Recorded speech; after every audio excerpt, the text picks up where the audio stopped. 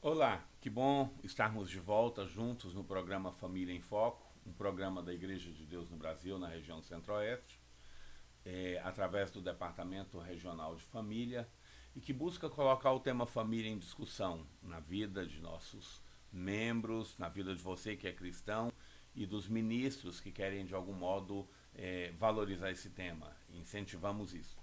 Nós estamos hoje na parte 2 de nosso estudo, O Poder para o Casamento, um estudo extraído do livro O Significado do Casamento, capítulo 2.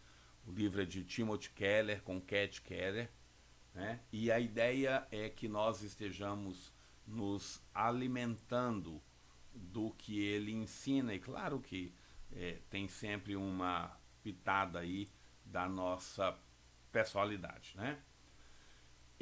Eu te convido a participar deste programa e você pode fazer isso através do www.radiodeuseana.rco.com.br, Facebook, no WhatsApp, mandar sua mensagem pelo 62 98652 2063.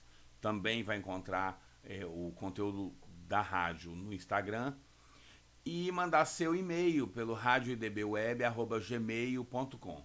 Você está sendo abençoado? Sabe de alguém que está sendo abençoado? Manda sua mensagem para nos edificar. Bom, e você também pode ter no seu smartphone o aplicativo Radiosnet, que roda aí a Rádio Deusiana. Você encontra ele na Play Store ou na Apple Store. Instala, clica na lupinha, busca Rádio Deusiana e vem participar conosco. Tá ok? Essa é a segunda parte do estudo O Poder para o Casamento. Um estudo, como eu te disse, retirado do livro O Significado do Casamento, de Timothy Keller. Livro que eu continuo recomendando para que você, que é pastor, que é líder de casais, utilize com os casais com os quais você trabalha. Faça rodas de leitura, faça rodas de estudo, encontros de estudo bíblico, e você também pode fazer seminário de livro, né? Você pega o livro e faça um seminário ministrando o conteúdo do livro. No site da igreja você vai encontrar slides de 7 dos 8 capítulos do livro. E é um capítulo voltado para solteiros, né? Você que é solteiro, solteira, o capítulo número 7 é voltado para solteiros. E você pode ali então ver lá o ensino sobre aplicado aos solteiros, sobre o casamento aplicado aos solteiros, tá bom? Nós viemos até a discussão do problema do egocentrismo no primeiro estudo. E queremos seguir nesse segundo falando da questão das feridas que nós carregamos para dentro de nossos casamentos. Um dos principais fatores que escondem o egocentrismo de nós é o nosso histórico de feridas. Muitos têm pais frios, indiferentes, passaram por processos de abuso, outros tiveram amantes ou ex-cônjuges injustos, traidores, abusadores, e isso nos deixa marcas. As feridas resultantes acabam sendo um misto de insegurança, de culpa, de ressentimentos e desilusão. Você quer ter um casamento saudável? Busque identificar na sua vida essas feridas. Um certo autor fala de fardos que trazemos para o casamento. E o ideal é que elas sejam tratadas. E elas são tratadas sim na presença de Deus. E claro, você deve buscar ajuda pastoral, principalmente ajuda pastoral, com certeza. Em alguns tipos de situações, talvez precise um pouco mais, né? Quando você, e é isso um pouco mais, nós estamos falando aqui de um profissional da psicologia, mas quando você fala em psicologia, você deve estar atento para buscar um psicólogo cristão, diretivo, que use a Bíblia, que o centro dele seja a palavra de Deus e não meramente o humanismo. Aliás, sobre isso alguém perguntou e eu não tive chance de responder. Por que alguns pastores têm tanto medo de psicólogo? Não, pastor não tem medo de psicólogo. Pastor tem medo de psicólogo e de qualquer um que seja humanista. E não recomenda nem psicólogo, nem qualquer profissional que desconheça ou que desconsidere o Deus que faz todas as coisas e os projetos de Deus. Né? É aí o nosso problema, ou a nossa diferença. Quando ocorrem os conflitos, nossa memória trabalha contra nós. E as feridas do passado nos tornam, então, egocêntricos. E nós somos tendentes. E aí é uma tendência que pode ser dita, até alcança todos os seres humanos. Nós somos tendentes a enxergar o egocentrismo nos outros. Em nós, jamais. Né? Nós somos os últimos a enxergar o nosso próprio egocentrismo. Na abordagem cristã, nós cremos que o egocentrismo é fruto de nossa natureza pecaminosa. Nós, às vezes, sentimos com a natureza pecaminosa. Por isso que a Bíblia nos chama a ser dirigidos pelo Espírito e não pela carne. Na carne estão nossas emoções, nossas vontades e a nossa racionalidade. Esses três elementos foram dados por Deus, com certeza, mas precisam ser administrados pelo Espírito Santo. Por isso o texto de Romanos 8 é tão incisivo em dizer que nós precisamos ser dirigidos pelo Espírito e não pela carne. Porque a nossa natureza carnal, e dito de outro modo, a nossa natureza pecaminosa, amplia as feridas que nós carregamos, nos centra nisso. Por isso algumas pessoas que mesmo tendo tido problemas há muitos anos atrás, não conseguem se desligar desses problemas jamais, porque estão valorizando em excesso a sua carne e não estão sendo dirigidos pelo Espírito. E aí a questão é como confrontar o nosso egocentrismo. De acordo com a Bíblia, a essência do pecado resiste exatamente em vivermos para nós mesmos, e não para Deus e para as pessoas ao nosso redor. Vamos checar isso da perspectiva bíblica? Então você vai abrir aí em 2 Coríntios, capítulo 5, e nós vamos ler juntos o verso de número 15. 2 Coríntios 5, 15. Olha o que diz. E ele morreu por todos, para que os que vivem não vivam mais para si, mas para aquele que por eles morreu e ressuscitou. O texto é extremamente claro. Por que é que Jesus morreu? Para que você viva para si? Para atender seus pressupostos, suas vontades? Não, é o contrário.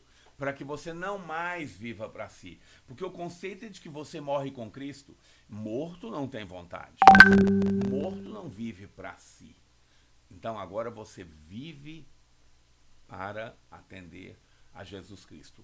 E isso te dá capacidade para, como diz lá Efésios capítulo 5, 21, você que viu a primeira parte sabe disso, você se sujeite aos outros.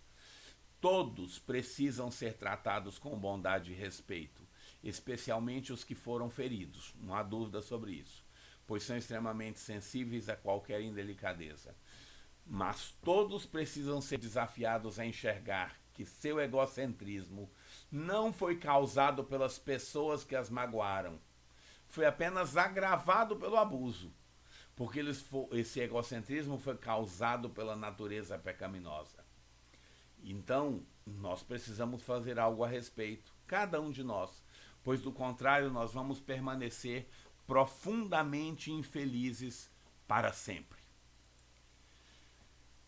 Na cultura ocidental, especialmente essa cultura ocidental de hoje, você decide se casar porque se sente atraído por outra pessoa.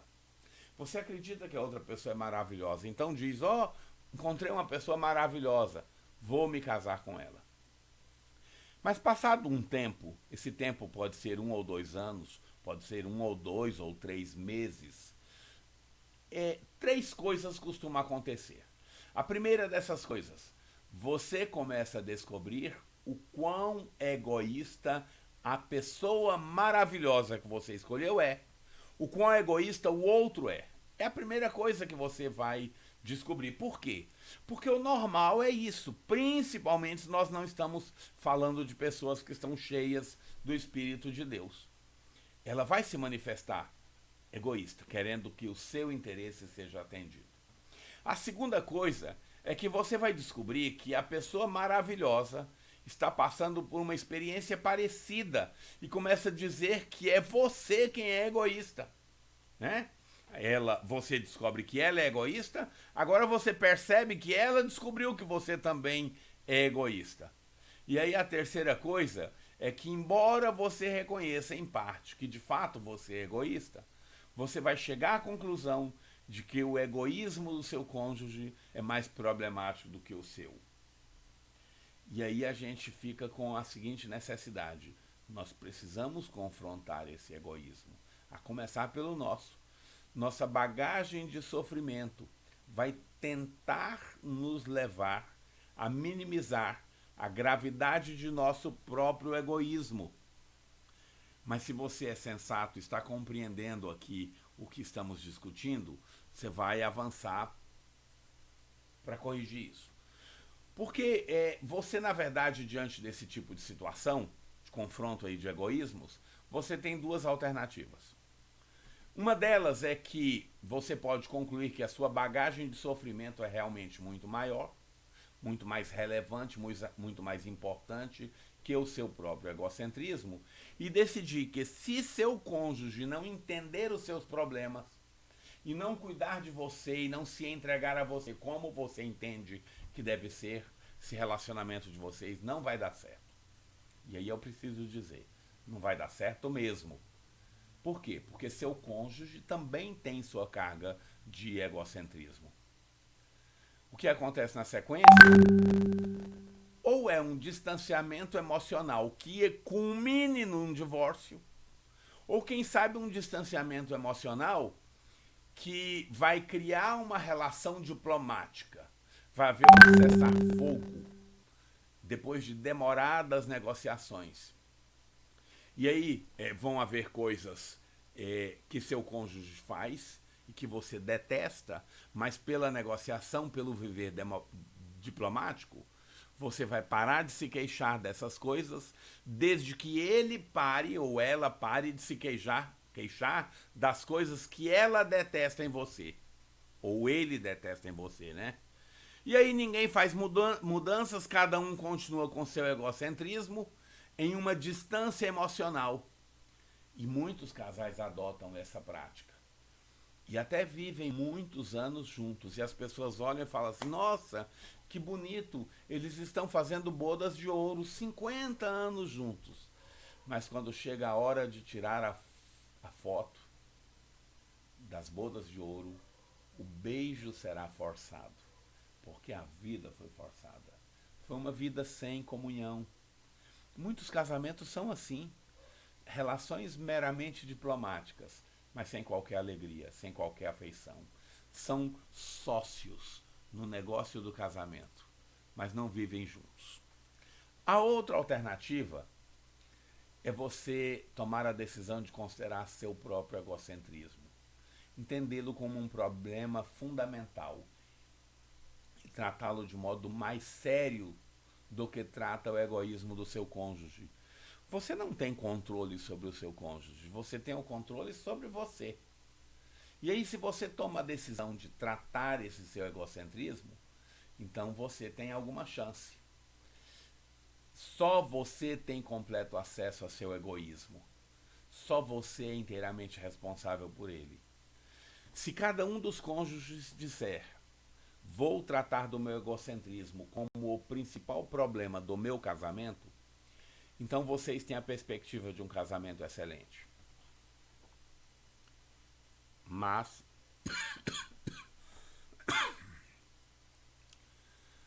talvez só você decida agir para tratar o seu egocentrismo com base em Efésios 5:21. E o outro talvez decida não fazer nada, ou talvez nem seja incomodado por você. Deixa eu te falar. O que importa é que você decida fazer alguma coisa. Porque só é preciso um cônjuge para começar o processo de cura do casamento. Só é preciso um cônjuge. O texto bíblico de Gênesis, capítulo 4, verso 7, nos ajuda a pensar nessa questão.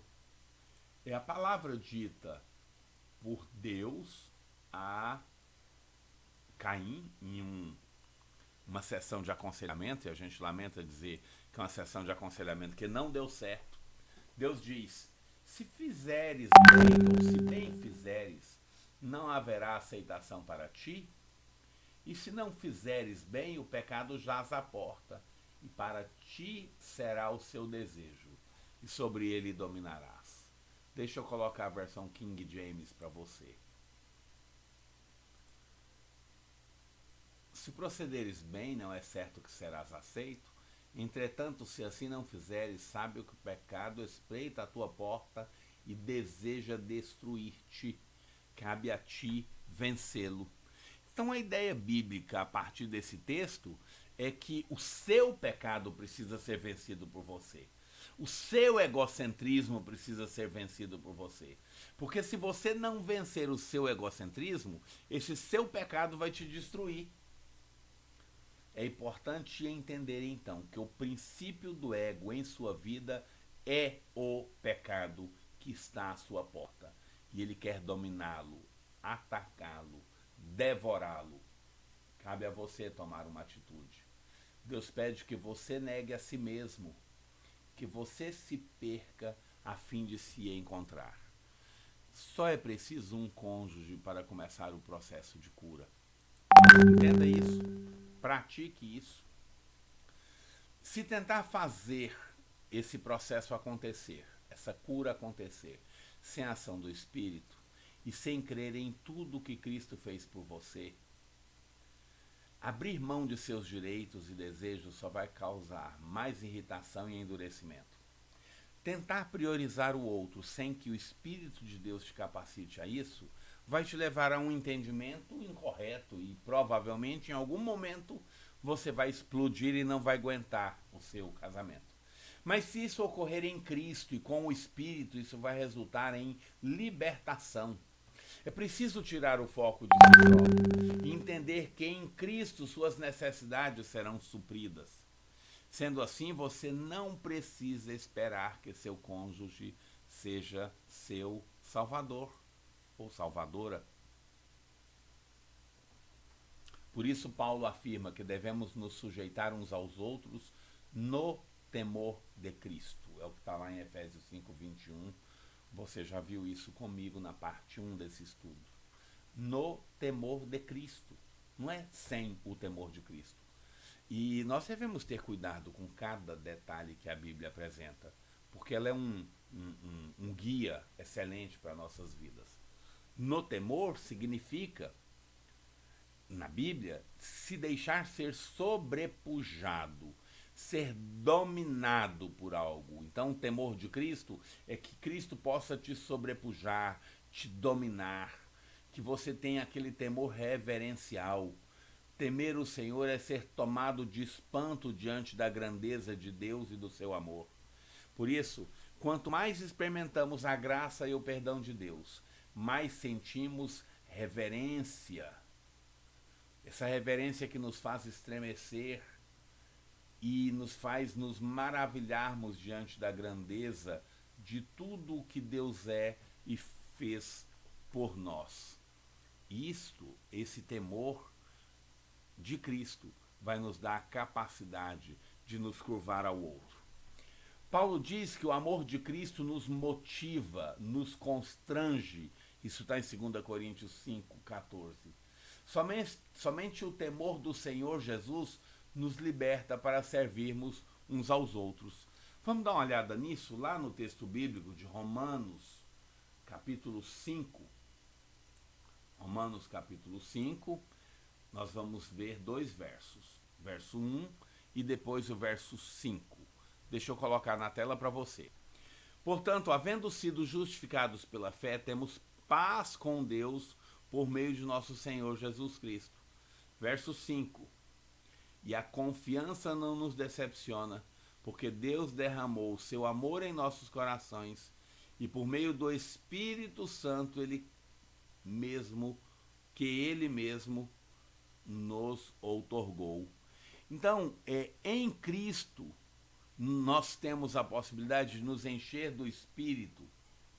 Somente Deus pode preencher nossas vidas e não nossos cônjuges.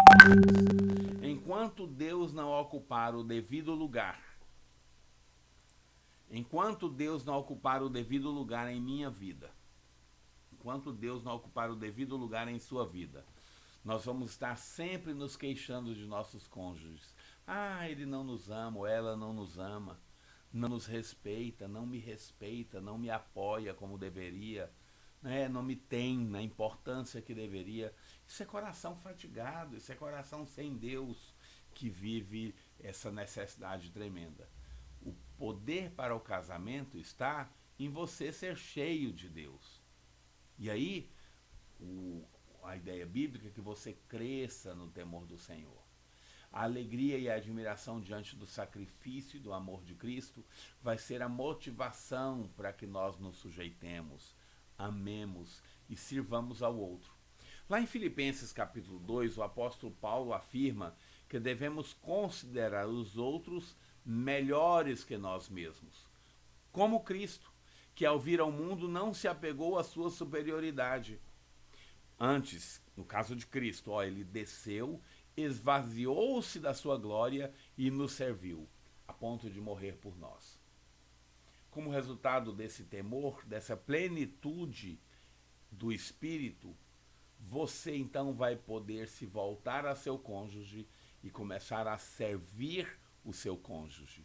Servir porque você está abastecido em Deus. O seu posto de gasolina não é o seu cônjuge, é Deus. E ele enche o seu tanque, ele te fortalece e ele vai então te dar poder para servir. Esse é o poder para o casamento. A pergunta, portanto, é: como ser verdadeiramente cheios do Espírito Santo? Como crescer no temor do Senhor de modo a não sermos controlados por outros medos, incluindo aí o medo de você se entregar ao seu cônjuge e ele não corresponder. Isso é um medo. Você só vai ficar livre dele se você for cheio do temor do Senhor, se você crescer nesse temor. E aí eu preciso te dizer que se mergulharmos nas promessas de Deus, se nos entendermos como chamados, se mergulharmos em seus desígnios e estímulos de tal modo que estes desígnios dominem nossa vida interior, cativando nossa imaginação, nós então vamos ter força para enfrentarmos o desafio. Nós vamos enfrentar o desafio de servir ao outro. Como viveríamos se, de forma instintiva e quase inconsciente, conhecêssemos a mente e o coração de Jesus quanto às coisas que cruzam o nosso caminho, quanto ao futuro, quanto às coisas que vão estar acontecendo? Se você viver com intensidade a presença do Senhor em sua vida, quando você receber uma crítica, você jamais vai ficar arrasado, pois o amor e a aceitação de Jesus estariam no mais profundo do seu ser. Então, mesmo que seu cônjuge te criticasse ou que te critique, você vai ter maturidade para entender essa crítica, e quem sabe até com muito bom humor, porque quem opera em você vai te dar capacidade para isso. E o seu relacionamento vai ser mais firme, vai ser mais robusto no Senhor Deus. E quando você fizer uma crítica, vai fazê-la de modo bondoso e paciente, e não querendo matar o outro, pois todo o seu mundo interior está saturado pela sensação da paciência e bondade de Jesus para com você. Essa proposta é interessante demais. E claro que isso não acontece da noite para o dia.